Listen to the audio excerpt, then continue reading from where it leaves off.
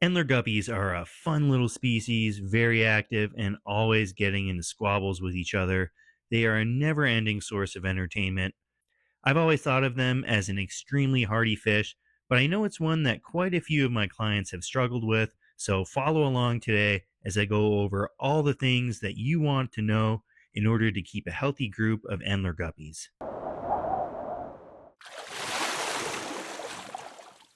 It's always a good idea to know a little bit about where a fish comes from in the wild so that you can understand what the important things are to provide them with. Endler guppies come from a small region in Venezuela called Paria Peninsula. They live in extremely shallow, slow to completely stagnant green waters, often vegetated. This is a tropical area close to the equator, so it stays warm all year round. The coolest thing about Endler guppies is that there is an endless variety of colors and patterns, maybe hence the name. Unlike a lot of tetras or danios that look virtually identical, there is so much variation in endlers that no two look the same. Regardless of the infinite possibilities, endlers are actually just one species, Poecilia wingei. Males can grow to an inch or 2.5 centimeters in length, while females can get 1.5 to 2 times that size. Like other guppy species, males pack tons of color, while females are kind of a gray to silver color. Males also have slightly larger tail fins, but not to the same degree that the typical fantail guppies do.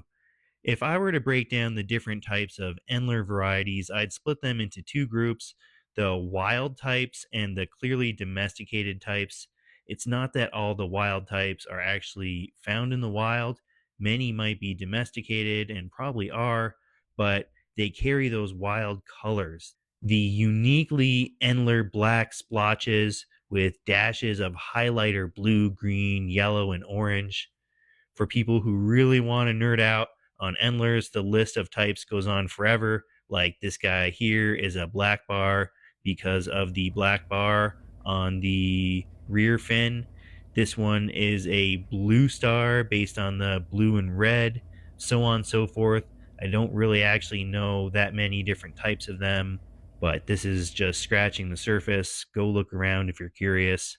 Then, for what I coin as the domesticated variety category, there are a couple very common types: the yellow tiger and red chili or scarlet endler. At least where I live, these two are pretty much the only ones you find besides the wild colorations. At the end of the day, anyone could really breed a different looking endler and name it whatever they wanted. The possibilities truly are endless. Behavior. When it comes to behavior, males and females act very different. You'll notice that in my tank, I only keep males. That's because endlers are guppies after all and prolific breeders. I don't want this tank to be overrun with 3 million guppy fry. Males are one of the most comical fish I've ever kept. They spend a lot of time going around and bugging each other. They're always getting right up in one another's business. Even when they aren't nipping fins, they'll just follow another one really closely, like getting as close as possible. And then the other one will kind of get pissed off and dart away and do the same thing to another fish. And it's just kind of a never ending cycle of them like annoying each other, for lack of better words. I used to have two fantail guppies in here, and the endlers would not leave them alone. They constantly followed them around and nipped on their undersides. One of the fantails would turn around and chase them off, while the other seemed to be slowly losing steam to fend for itself. So I ended up putting them in another tank. As far as the females go, they pretty much spend most of their time poking around the tank, looking for food and trying to get away from the males. Males are absolutely relentless about reproducing. And in the wild, it's been documented that female guppies will even risk going into dangerous waters with predators just to get away from the males. Thinking about how boisterous the males can be, it's important to plan how you're going to stock your Endler guppies. One of the biggest things to consider is that there is some degree of a pecking order, maybe not with one top alpha or anything like that, but there are more dominant and more submissive males. The meeker ones can get singled out and bullied pretty bad in small groups, so it's best to keep them in numbers of 10 and up. Although they're obviously very different from African cichlids, it's kind of a similar stocking concept. If you plan to keep males and females together, start with more females than males, at least twice as many. But at the end of the day, it won't really matter because they're going to spit out so many babies that they'll have their own ratio figured out. Tank specs. In my opinion, the most important thing to consider with Endler guppies is that they do not appreciate lots of flow. Their natural habitat is slow to stagnant. The tank I have them in now has no filter, so there's no turbulence in here at all, and they seem to really appreciate it. Since you want to keep them in a decent sized group, I'd recommend keeping them in a 10-gallon or 40-liter tank at a minimum.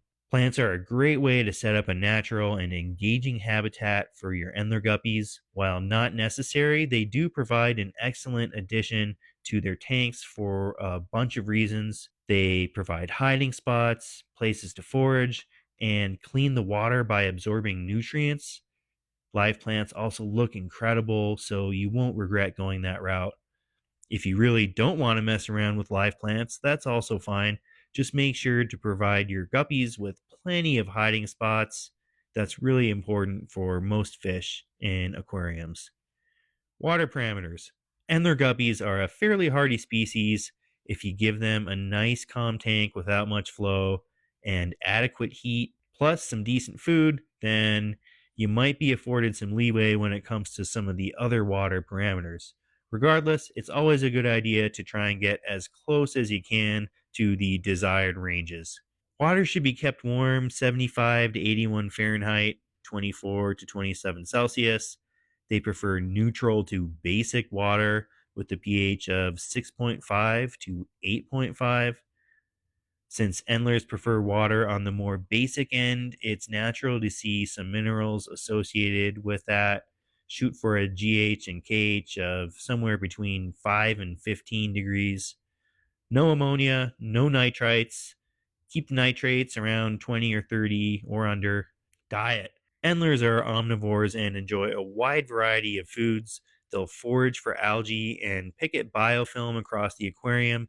It's a good idea to subsidize their diet with a combination of flakes, small pellets, small frozens, and live foods. Live baby brines, grindleworms, or daphnia are all excellent meals for the Endler guppy. They are not picky eaters by any means and will accept virtually any food that you give them as long as it fits in their mouths. Keep in mind, these are some pretty small fish with even smaller mouths, so you'll need to make sure to provide them with appropriately bite sized foods. Tank mates. You can keep Endler guppies with other peaceful fish, but keep in mind some of the things I was saying earlier. It might not be a good idea to mix them with fantail guppies unless you have a lot of them. You can mix them with most small tetras, danios, rasboras, that kind of fish. If you mix them with larger fish like angels or severums, they would end up on the menu for sure. Breeding. Just like every other guppy out there, the Endler is extremely easy to breed. All you got to do is put some males and females together, and bang, you got babies. They are live bearers, meaning that instead of laying eggs, females simply give birth to live babies. Fry come out fairly large and capable of maneuvering around the tank, which helps to increase the survival rate of offspring. They are, in fact, so successful at reproducing that you run the risk of inbreeding if you're not careful. Basically, what that means is that you have a pair of guppies that are responsible for generations and generations of offspring all mixing together. Eventually, the narrow gene pool will weaken, resulting in wonky guppies. One of the most common defects that we see is scoliosis. So keep in mind, if you plan on breeding them, it's a good idea to have an outlet for the fry, whether you're selling them or putting them in other tanks, or maybe you're introducing outside genetics every now and then. One other thing that some people do is keep endlers with slightly larger fish, not big enough to mess with the adults, but big enough to eat the fry. That way, the population never gets out of control and there's a live food source for their other fish. Thank you so much for watching till the end and supporting this channel. Don't forget to check out some of the other videos, like, subscribe, all that stuff. Appreciate it. Until next time, see ya.